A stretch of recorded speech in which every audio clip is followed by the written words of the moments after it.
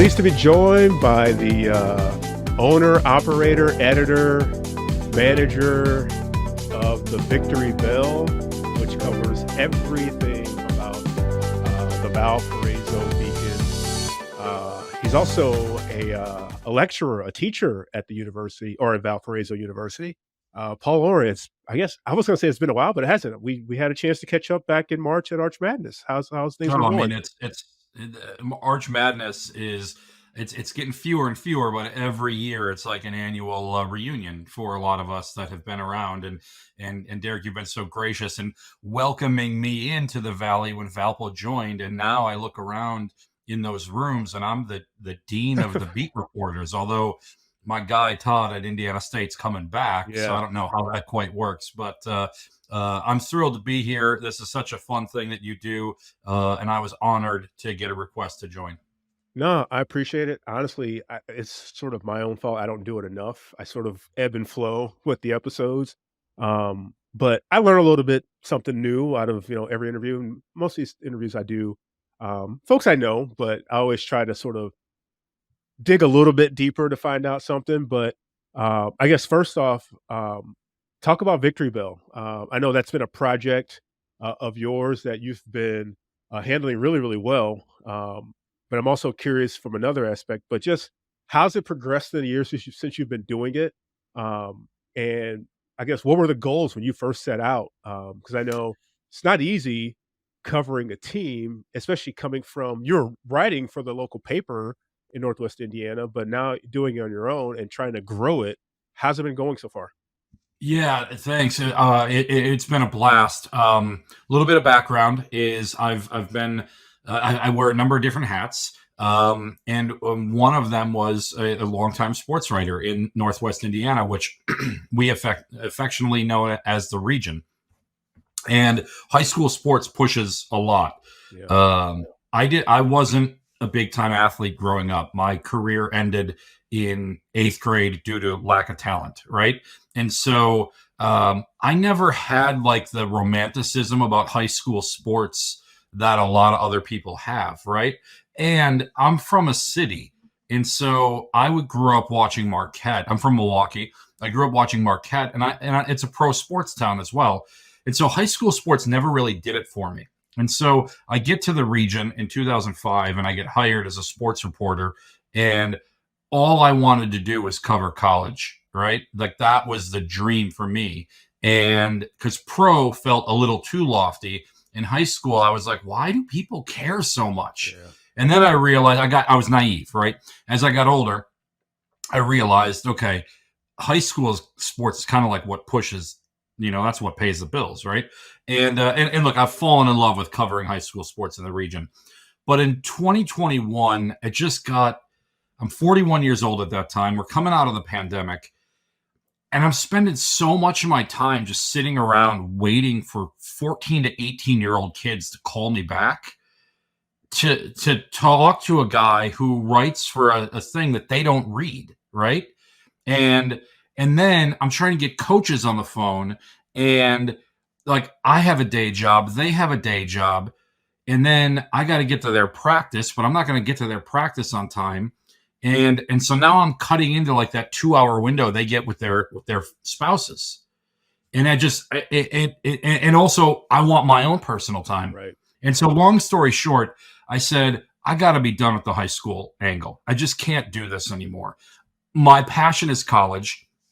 And so at the same time, I said, how can I create something where I'm my own, where I set the schedule, right? So if a coach doesn't call me back, I'm not leaving 3 editors in a lurch, right? I can just deal with it. So Derek, that was the goal, right? We talked about what are the goals. The goal was, how can I make it so my schedule is a little bit more manageable and I can chase my passion, which is college athletics. And now again, I wear some multiple hats at Valpo, but none of these local reporters at the time, Northwest Indiana Times, cared about college. All they cared about was high school. So I said, well, hey, pick me. I want to write about college. That's how I kind of got into that. And is there a conflict of interest? Of course there is. And I'm sure we may get into that at some point. But for me, going back to the Victory Bell, I then spent several months testing out where was I going to do it. Was I going to do a WordPress blog? Was I going to do something else? And I settled on Substack, and it's been fantastic. And it's been just over 2 years. Every day feels like trial and error, but I've grown it, right? I've made more money, and it's not about the money. Let's be clear about that. If these jobs were about the money, you and I'd be doing something way different, right? But I will say this: I've made more money in the first 4 months of 2024 than I did in the first year that I launched the site. Okay. So that's good, right? That's good.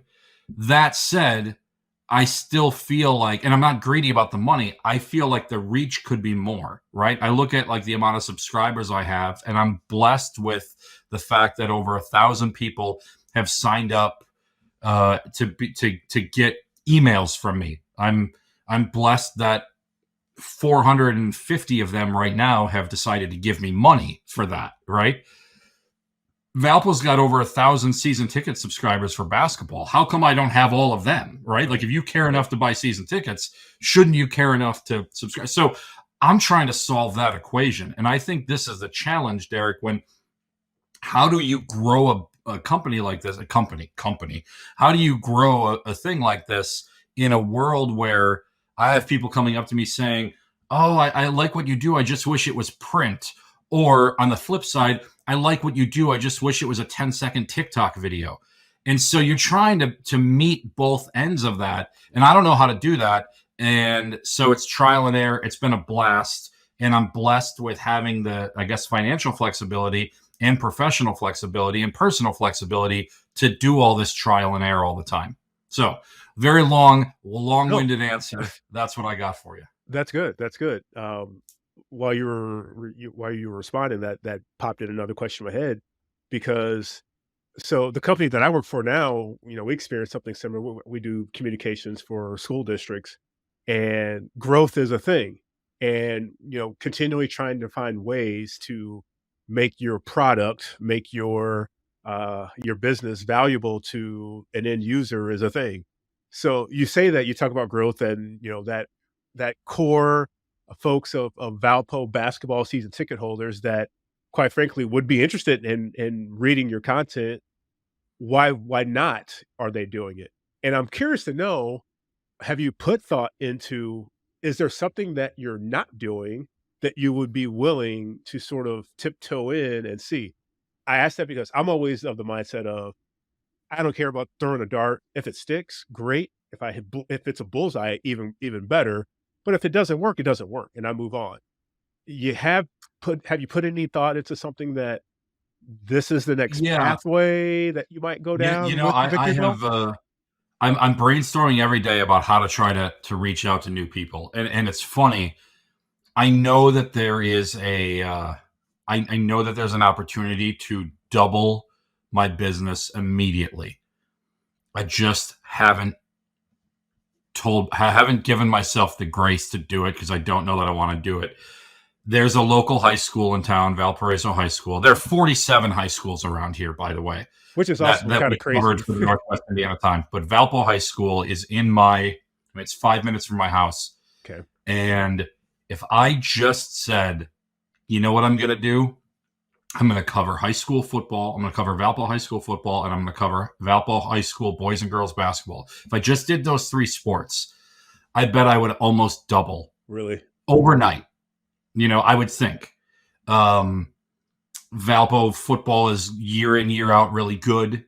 Valpo basketball has got a rising senior named Jack Smiley, who's a Division I prospect. Valpo VU's recruiting him big time.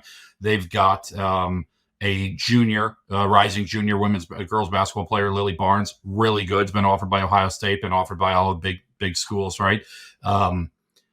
I just don't know that I want to do that for the reasons I talked about before. They don't have a sports information director, right? Like then all of a sudden here I am, the guy just going to the high school all the time and trying to get 14 to 18-year-olds to talk to me, and coaches who would rather spend time. So that's something, Derek, that if I think, and I've got a lot of people who love what I've done for VU, who are also Valpo High fans, who are saying, you should do this, you should do this. The newspapers aren't covering us like they used to. You can do this. So that's one thing. I haven't done any advertising, and that's another thing that, I mean, am I leaving money on the table by doing that? Probably. What's the apparatus for doing advertising? I'm not really sure. Substack doesn't have a built-in advertising model. They actually they don't tell you yet that you can't, but they don't really support it. And then, just trying to get out and talking to more people. And I think the biggest thing, and I'm going to probably catch some flack for this if they were to hear it, but the older generation that is not wild about giving their credit card information out to, I mean, and like, I can't fight that, right? Like that, I get it. That's an issue. And I also know that I'll probably catch something for this, but like, I'm not covering a winning basketball team right now. Like and let me tell you, it's not for them not trying, right? Like I think they're going to be pretty good this coming year, and I think it's going to be really exciting to watch. That said, I'd like to think if I mean I launched the Victory Bell with a month and a half left in a bad basketball season. And then there was a bad basketball season after that, and a bad basketball season after that. That happened to come with a new coach and a lot of excitement. I really wonder what this would have looked like in a world where Valpo was winning 20 games a year like they used to do all the time. And so I don't know if they can get this thing turned around. I'm not look. I'm not naive enough, or I'm not egotistical enough to sit here and say, "Oh, my site would be doing so much better if the team would win." Because it's not. You can control what you can control. I hope they do win because they're good people, and it'll be fun to see maybe what the subscription numbers look like if they turn it around and get it going. Yeah, well, it's a matter of fact. I mean, winning cures all. I mean, people would buy Yeah. tickets to games if the team is winning. I mean, that's just a matter of fact. And the interest level becomes higher. And guess what? If you're providing content about the team that another entity isn't, then there you go. I mean, that's just a matter of fact. So I don't think you're going to get flack over that, but it's just sort of one of those things where we talk about tickets and people going to games in this age of streaming and subscriptions online. It's just that's just how things are nowadays. So Well, let um me just add this before we transition. I will say this: covering a team that's not winning makes you a better reporter, in my belief. It was yeah, really easy to write about wins all the time, and I was blessed coming up as a young journalist of covering coaches and athletes who were happy all the time. Now it's a challenge, but you still got to show up, right. right? You still got to be there, and as much as the readers might say, "Hey, I'm out. I don't care about this team. They're not winning." As a reporter, if you do that, you'll never get to talk to people again when they do start winning. So I'm still showing up. I'm still there. Valpo basketball went 12-50 last year combined, men's and women's basketball, and I was there. And we're going to be there again next year. I'm glad you said that because that's a good transition to what I want to talk about next. Because I'm sure you're probably instilling that into young minds Yeah, at Valpo uh, because you're in the classroom there. Communication and things like that. I guess first of all, talk about what you teach because I'm curious, yeah. and what it's like teaching in this age of social media, digital media, because I don't know if kids nowadays, are as interested in newspapers because Sports Illustrated isn't a thing like you and I know it. So I'm Yeah. curious of how you're finding that to be teaching kids and ultimately what they think they want to do if they want to go into that field of journalism or whatever it is. Yeah, thank you. Look, I love teaching and I love writing. And there are days when I think to myself, am I a professor who writes on the side or am I a journalist who teaches on the side? And those two mindsets that are going on kind of battle with each other a lot. Um, I have a radio background. I did radio all through college. I was a broadcaster, and then I went and worked at a rock radio station in Milwaukee for a couple of years. But I wanted to get back into sports. I graduated right after 9/11, and there was no need for sports journalists right at that time. And so I went and worked at this rock radio station. But in 2005, when I came back to the region to be a reporter for the Times, I had called up my academic advisor and said, yeah, I stayed in contact with him and said, do you know of anything out there? And he said, come teach. And I laughed out loud a lot, right? And he said, no, he goes, we need a new radio professor. You have real world experience. Come teach. And so I say that to answer the beginning part of your question.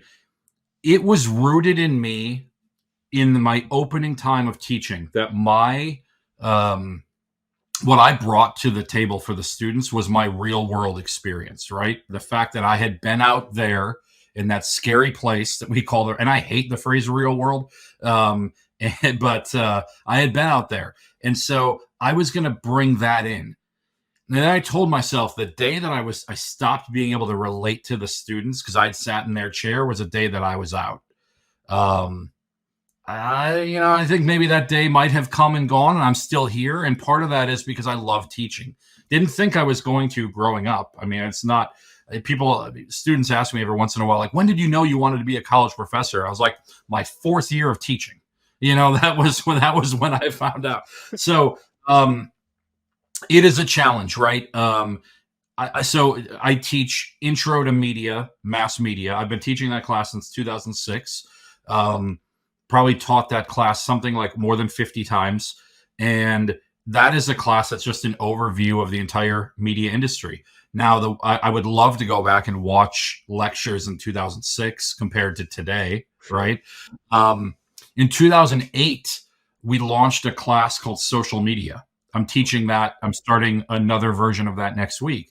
Um, and that class, Derek, this is so funny. That class was a night class geared toward grad students, where each week when we started it, like tonight was going to be Facebook.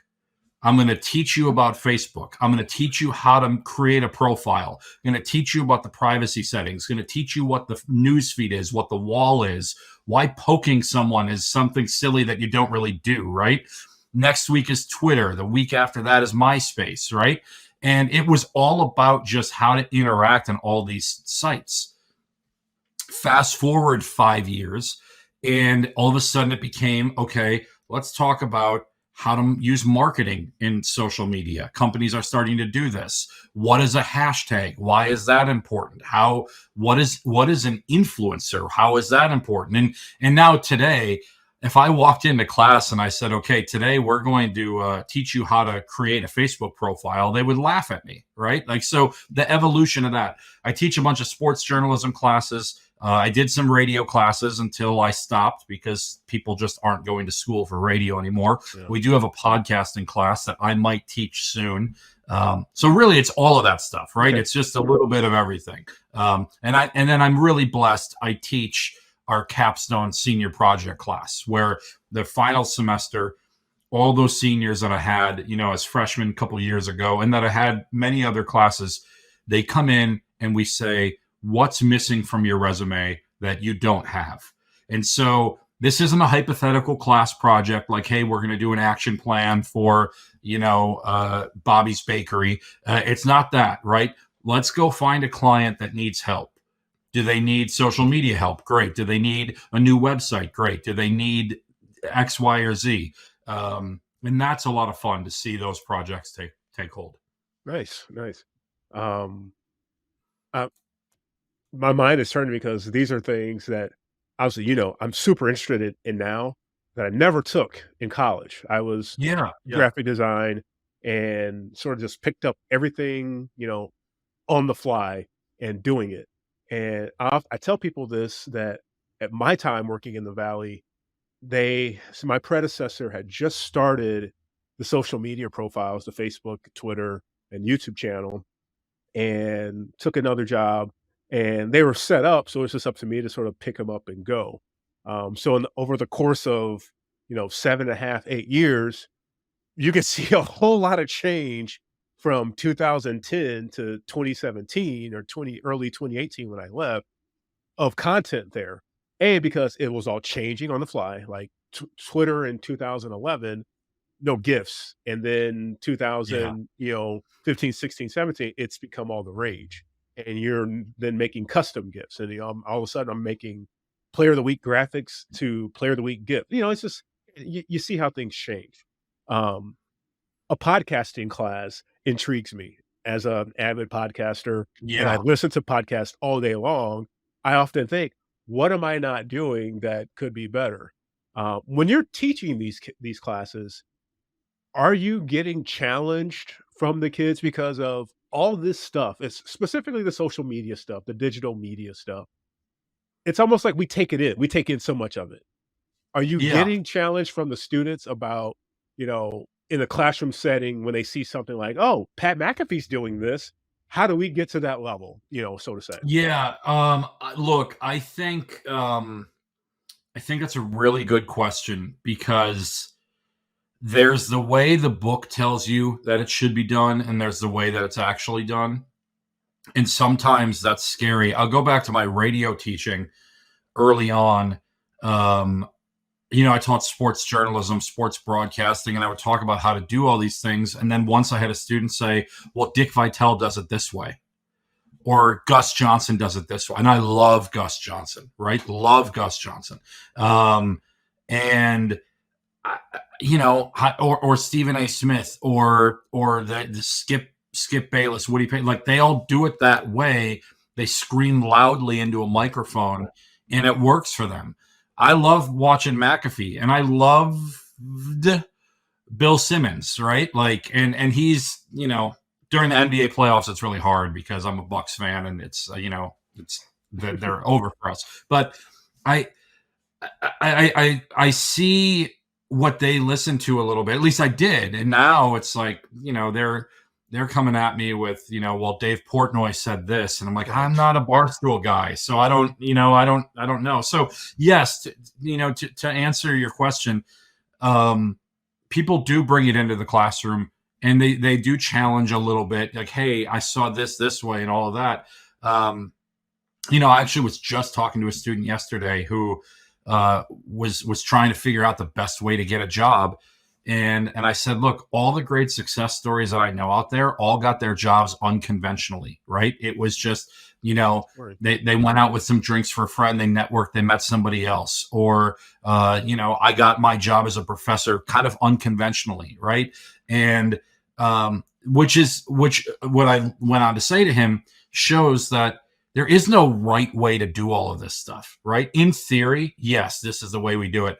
I want to go back to something that I just think is such a funny story that I think you'll appreciate, given the role you had. I started teaching the social media class in 2008 when no one had degrees in social media.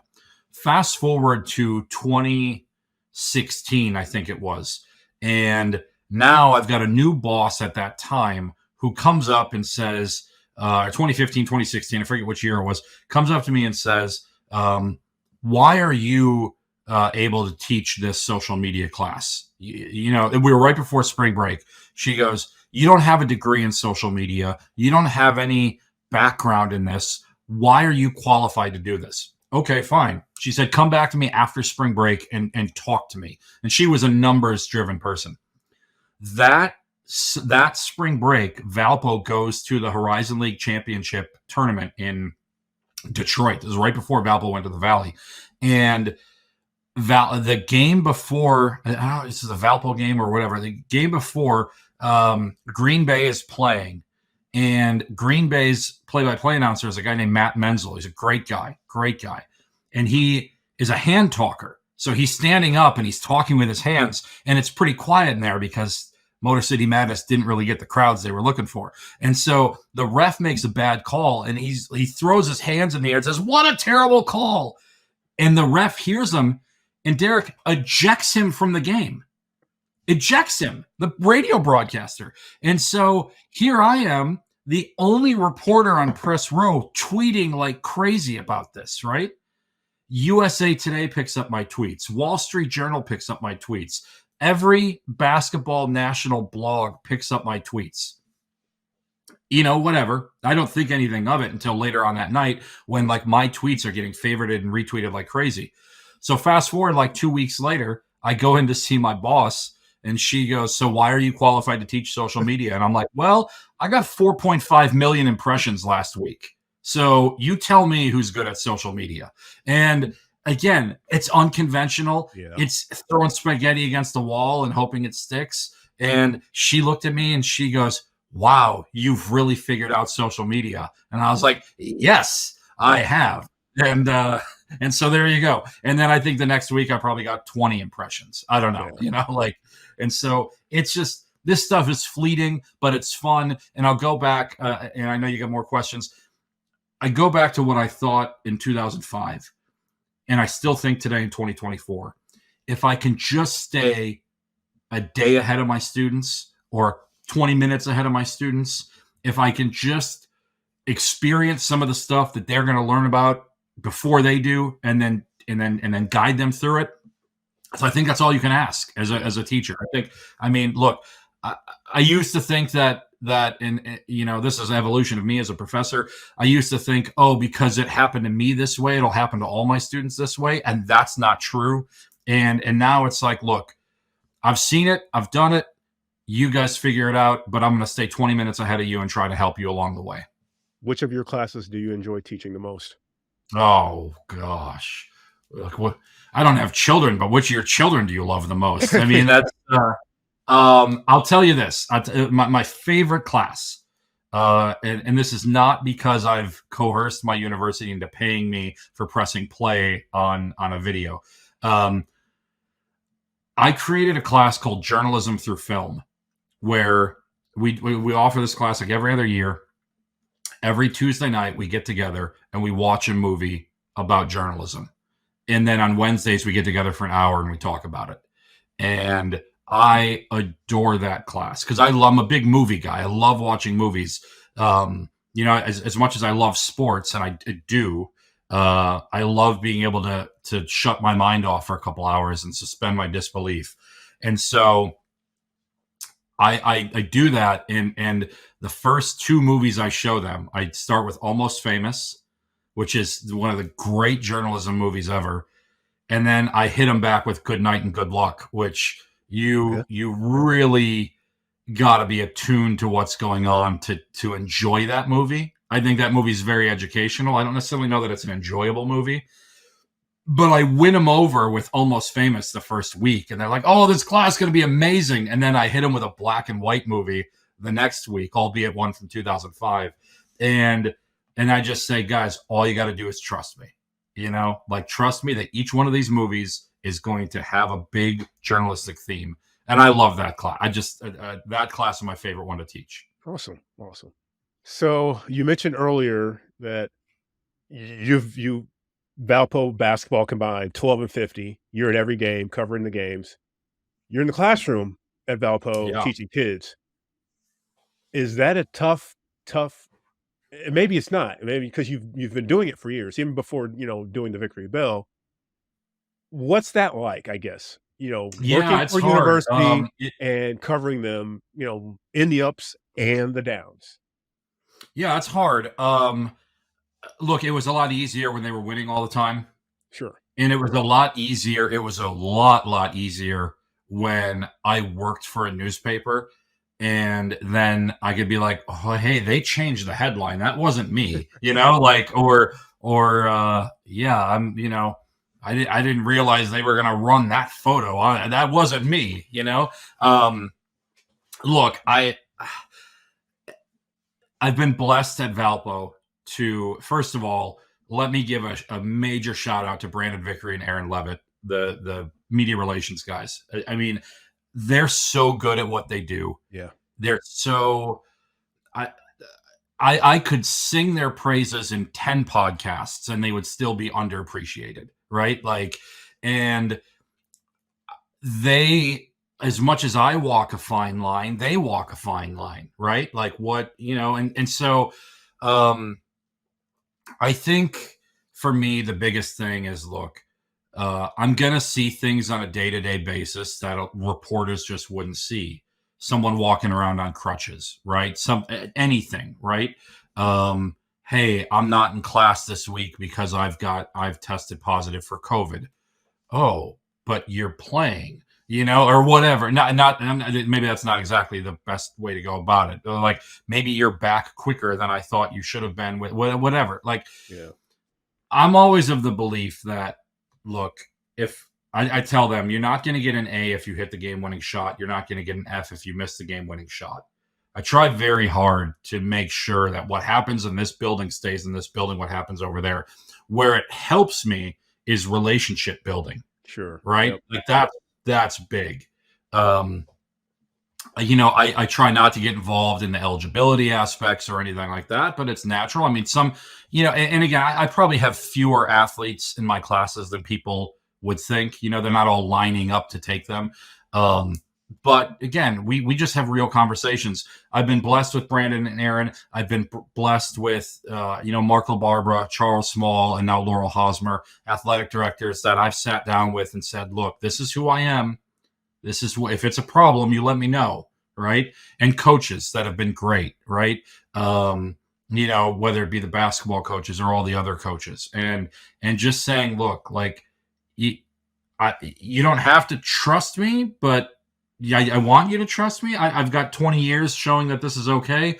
There have only been probably two times I can think of, like, when I really had a juicy piece of information that I learned away from being a reporter that I kind of had to sit on, because like I knew Valpo had a guy who was coming back a couple of years ago.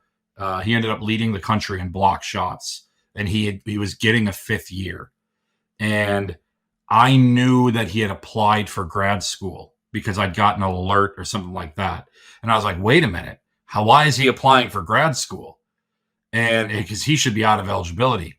But Valpo didn't want to tell anybody that he was coming back because they knew that high major schools wouldn't schedule them if, in fact, he was coming back. And so I went over there. I said, look, is he coming back? And they're like, we're not saying a word, no comment, yada, yada, yada. And I was like, all right. I was like, I got to make this is a big story, but nobody else has it. So that's there's some journalistic integrity stuff of, like, sometimes things, but did I know them from being a reporter? Probably not. I came across that information by accident. All right.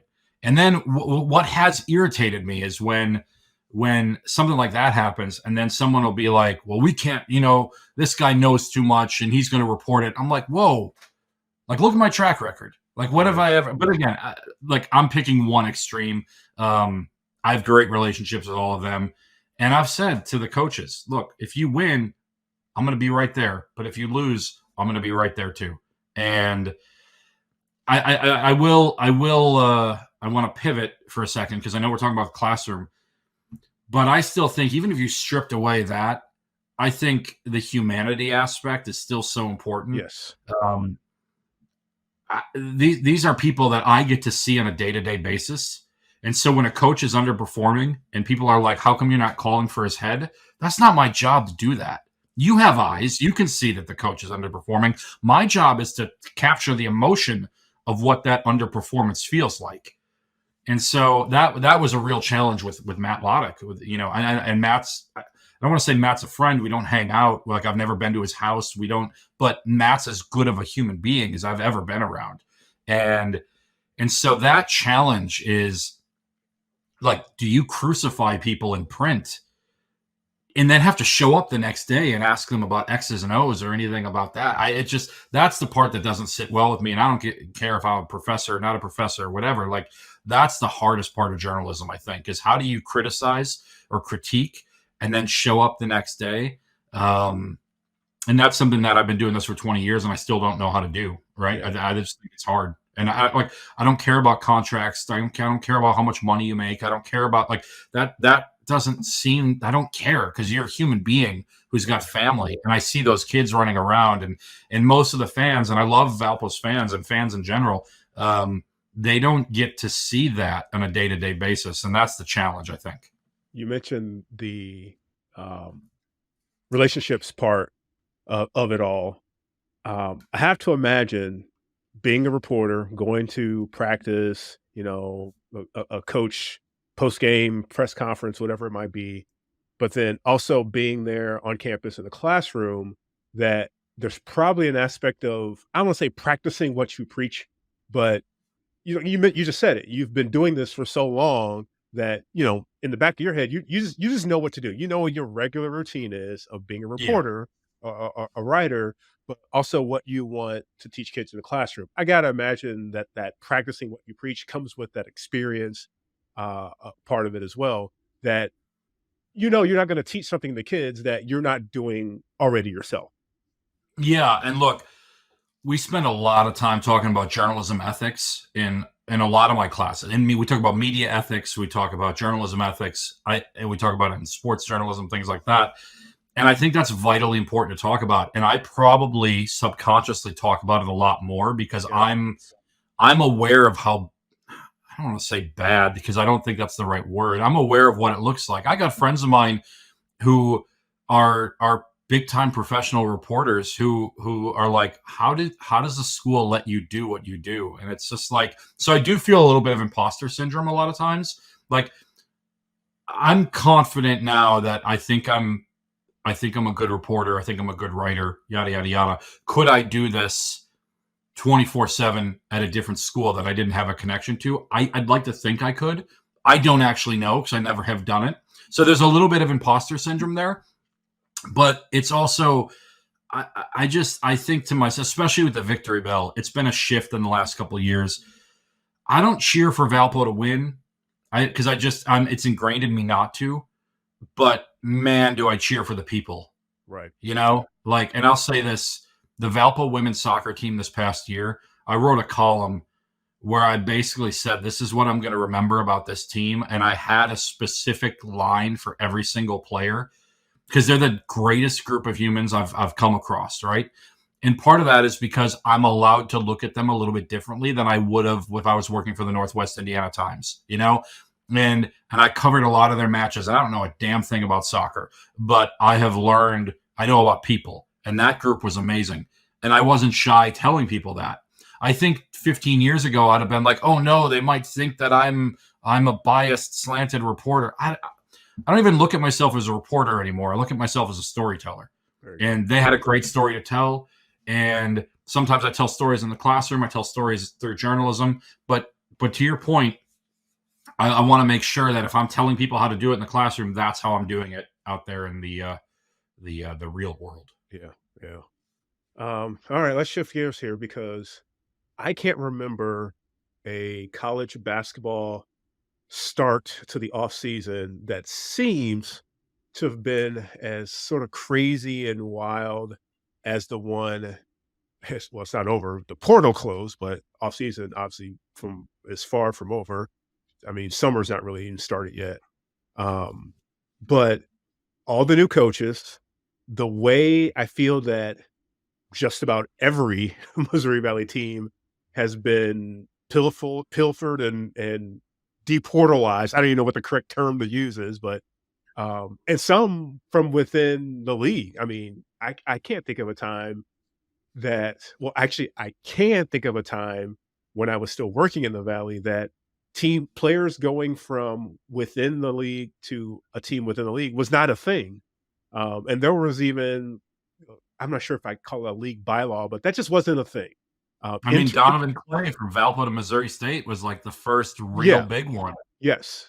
Intra-conference transfers was just not a thing. And you're right, Donovan Clinton was like the more significant, most, I guess, significant one in recent memory. But um, I guess from Valpo's perspective, um, with a coach going into his second year, um, and I'll be honest, I think because I'm a Missouri State guy and we've got a coaching change and pretty much gonna see a completely different team next year, I've been paying a little bit more closer attention there, but obviously I still, you know, across the spectrum of the valley, pay attention to it all.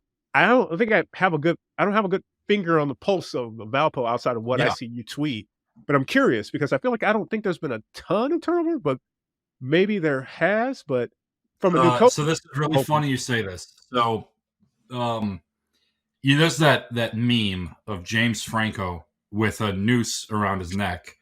That's like first time, and and I remember I've thought of that. I don't even know what that's from. He's got like a little smirk on his face, and I just thought to myself like, all these Valley teams are lamenting on how terrible the transfer portal is this year. Valpo's been getting gutted left and right for Right. years, Every right? year. This is Yeah. business as usual.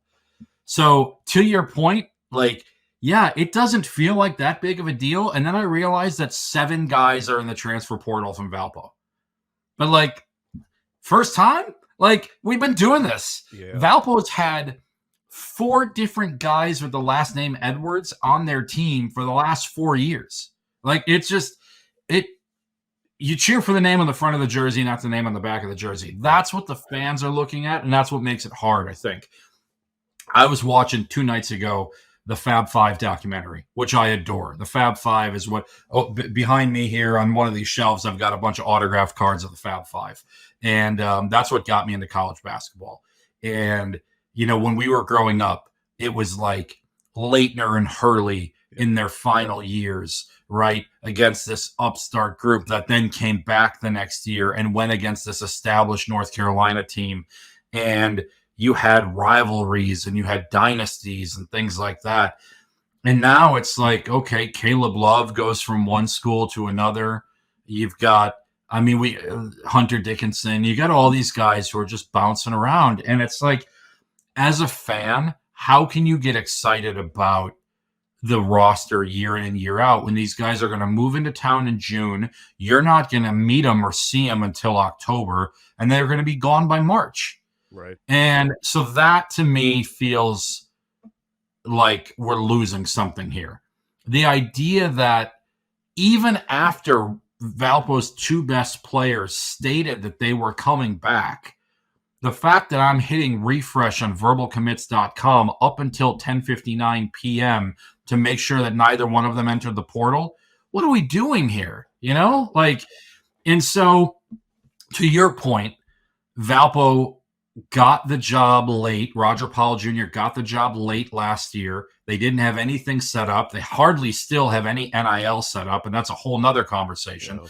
But they built a roster from scratch last year with 3 returners, and a lot of those guys didn't work out, and most of them are back in the portal. A couple of them stayed, but most of them are back in the portal. But we're not even talking, and this is the bigger problem that I have, Derek. We're not even talking about guys that are bouncing from college to college to college. Like, one of Valpo's top players, I think he's going to, Isaiah Stafford, I think he's going to have an amazing year this year. And let me tell you, I love Isaiah. I think he's great. I think it took some time for he and I to find a good rapport with each other because he got no reason to trust me. I'm just a reporter sticking a microphone in his face after a loss. This guy he's from Illinois. He went to the same high school, freshman through junior year. His senior year, he went to a high school in Indianapolis. Then he went to Southern Indiana. Then he went to a JUCO. Now he's at Valpo. Wow. That's 5 years in a row at a different school with a different coach with different teammates. This year will be the first time in 5 years that he's had the same coach and same teammates, relatively speaking, right? Yeah. I think he's going to take a huge jump forward for the sheer fact that from familiarity. This is not critical of Isaiah in any way, shape, or form.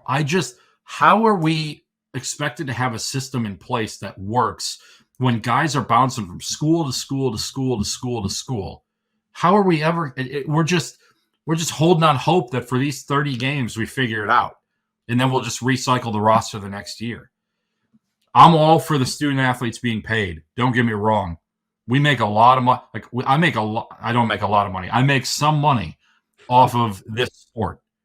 And it's silly for me to think that I can make money off this sport and the athletes can't. They should be able to. Now, the day that I go up and talk to an athlete and say, I'd like to interview you, and he says, you got to pay me to interview me, I'm done. I'm walking out the door, right? Anyway, I rambled there. But Valpo's going to be fine. They got a good group of guys coming in. They got a mix of transfers. They got some young guys. They got Homercher's grandson, which is going to be a lot of fun. He was at Grand Canyon behind an NBA guy. They've got a kid named All Right. His name's literally ALL Right. That's going to be fun. He's a really, really player. First player of Mexican descent to enroll at Valpo, I think. basketball at Valpo. Really interesting guy. I really enjoy. His dad is the CEO of the Cayman Classic, Cayman Islands Oh, Classic, okay. multi-team event Yeah. that Missouri State was at. Drake was at. Hopefully, Valpo will be at. Like, there's got to be. I hope this kid's a star. So Valpo goes to the Cayman Islands. Pick me. I'm going. I think they're going to be a fun team. I really do.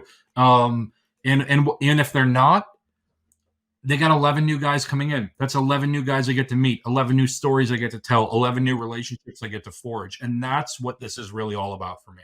Yeah. I think, and I'm not going to ask you about, just your view of the league as a whole, because at this point, It's too nobody early. knows. Yeah. And like I saw someone else tweet out like too early preseason Well, that's rankings. our guy, Tony. Yeah. Yeah.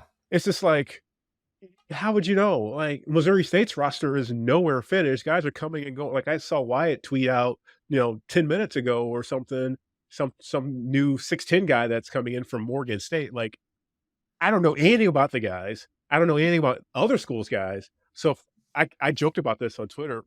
For all I care, give everybody a first place vote and just call it a day, because until they figure out a way to gel together and play together, that's all that's really going to matter. And I hate to say it, but this is, probably the new normal for college basketball, specifically for teams at the non BCS level, because this is what's happening. I mean, gone are the days of your point guard staying for 3, 4 years and the Missouri Valley being that league where you're led by a, outstanding duo of guards that are seniors, and that's how you get to the Sweet 16 in the NCAA tournament. You got to find talent in unhidden spots and hope that it hits. I mean, that's just what it is. And you got to find a way to get some influx of cash into a program, I think, that sort of pulls guys in to make them want to be there. I mean, I don't know what the answers are. I can't imagine being a coach in this era of college basketball now.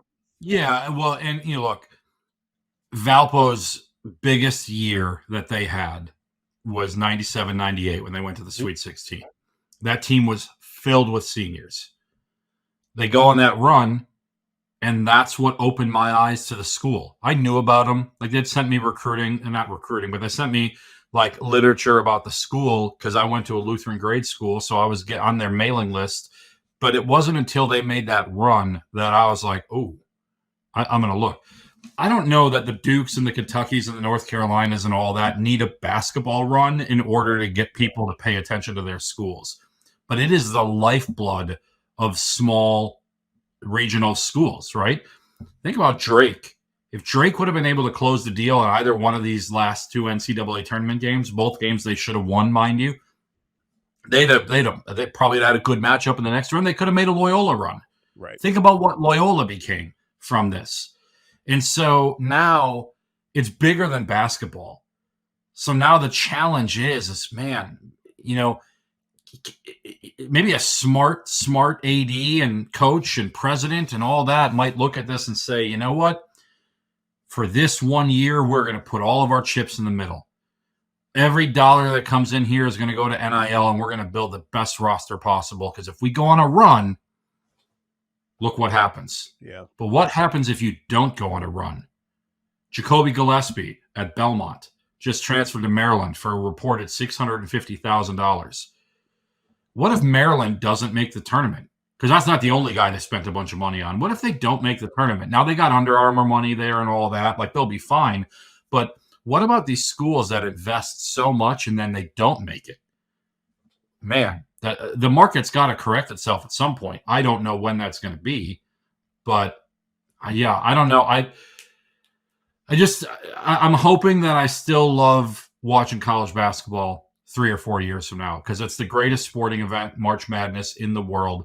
Yes. I happen to really enjoy the conference race, and but the sport's changing. There's no question.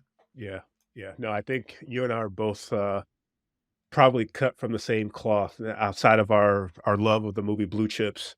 Oh, Um, I feel the same way. People thought, why are you tweeting out the states? I love the conference race. I love following that from week to week, because people don't understand how short of a time it is to put yourself in position to be ready to have a solid position in the conference tournament. And I think, I mean, and that's just not just from working in the Valley. Of course, seeing it all unfold year after year helps. But now as a fan, like it gave me a whole different perspective of what the coaches and the student athletes are going through. So, what are you working on for the Victory Bell? Any stories, features now that we're Man, heading into the spring? I know softball just ended for Valpo. Baseball is going to be wrapping up soon. I'm not sure if they're going to qualify for the conference tournament, but are there features or anything that you can sort of break here oh, I on the got I got podcast? my to use a literary reference, I got my Moby Dick story that I'm this unattainable story that I've been working on, that I've got all the interviews done. I just can't get my head around how to tell it. But I'll give you a little bit of a preview, because like timing, in journalism, timing is so important, and Sure. if you don't time it right, it like there's zero reason why I would publish a story about the best way to salt your driveway after a snowstorm. You wouldn't do that right now. So Valpo women's soccer has got had 5 players on the roster this past fall that were in various states of ACL recovery. Oh, They had torn their ACL, they had done different things, stuff like that. And so I spent a month interviewing those 5. I talked to the surgeon in town that does the surgeries. I talked to the PT, the people who do the rehab. I tried to get to learn what is it about that little flap of skin that is so damaging to athletes. Why does it happen to women more than men? Why does it happen to soccer players more than other sports? Derek, I've got hours of interviews, right? I just don't know how to tell the story. Do I want to do a 2-part story? Do I want to do an oral history of Valpo women's soccer in the ACL? Like what? Like I've probably got 5 different drafts of this thing going on, and I'm telling you, the opening of it sings. It's really good. Like, but this is the pressure, because and maybe people don't realize this or think about this, but like, these women gave me their time, and they opened up and were vulnerable. They're yeah. crying in front of me about their ACL injuries and what it was like to call their coach and say, "Coach, you're never going to believe this. I tore my ACL. I'm out." Is like, my identity as an athlete has been ripped away. Am I going to be able to fulfill my dream of being, because 3 of them did it their senior year of high school after they'd signed. Wow. And so, I've got all this great stuff, and it's like, I just don't want to mess it up. And I know that if I tell this story the right way, people are going to tell me how great of a job I did. I have nothing to do with it. They did a great job by sharing all this stuff with me. I just have to put it in order. And, there's pressure, because I know that if I do it right, can we go win some awards? Maybe. I don't know. But you don't do it for that. Right. I'm doing it. I just want to. So, anyways, that's what I'm working on. Now, I was going to have it come out before the NCAA tournament last year. Didn't want to rush it. I was going to do it this spring when some of them returned to play. Didn't finish it the way that I wanted to. Then another player tore her ACL this spring. So now that's another element to the story. And so I think it'll be a summer. I think it's a story that'll come out probably in the next month or so. But I've been saying that for 5 months. But when it does come out, I'm telling you, Derek, the story that these women shared with me, and that the trainers and all this, it's amazing. And I can't wait to have it done, and I can't wait to share that one. You got it sounding 30 for 30-ish there. Oh, Trust me, man. Like, again, just the idea of like one of them, like 5 different women, all different scars, all different surgeries, all different rehabs. One of them tore it on Valentine's Day and was back by the fall. Another one tore it on Halloween the previous year and still didn't get back. Something about this injury is so crazy to me. yeah. And it's just a little flap of skin that it's so damaging, right? And what it does, not only physically, but mentally, I think is big. So that's what I'm working on right now. And I can't wait till that one's done. Yeah. And of course, as I said, it's April now, but We'll have student athletes back on campus in the summer workouts. Of course, basketball. Those guys do that summer workout stuff. I know the Valley does some summer catch ups with coaches and whatnot. And it'll be August, and before you know it, you'll be in the classroom. Fall sports will be back and going, and that cycle will get underway again, and you'll be back at it with soccer and football and everything else on campus. No, I mean it's the best, right? And what's so much fun with the Victory Bell is I get to do a little bit more recruiting stories, a little bit more like getting to know them stories. And look, it's important because football brings in 40 guys every year. That's 40 new sets of parents. Yeah. That's 40 new sets of grandparents. And let's get them subscribed to the victorybell.com. Let's go. There you go, victoryville.com. Please, please, please give Paul a follow at TVB Oren on Twitter. He does it just, I say this about all the beat writers in the league, in the Valley. Just, I don't know, it may, again, probably bias, but they just all do just a tremendous job. And again, that's all I know from my time as following Missouri State and ultimately working in the Valley. But same thing with the radio guys. These guys just they're tied to the schools, they're tied to their campuses, and they give you just a great detailed look about what's going on. So, anything else you want to plug, man? Victory Bell, Twitter. Are you on Threads yet? Are you using YouTube? What do you got? Yeah, that's the summer project too. Is how do I hit the other platforms, right? Yeah. What do I do here and everything like that?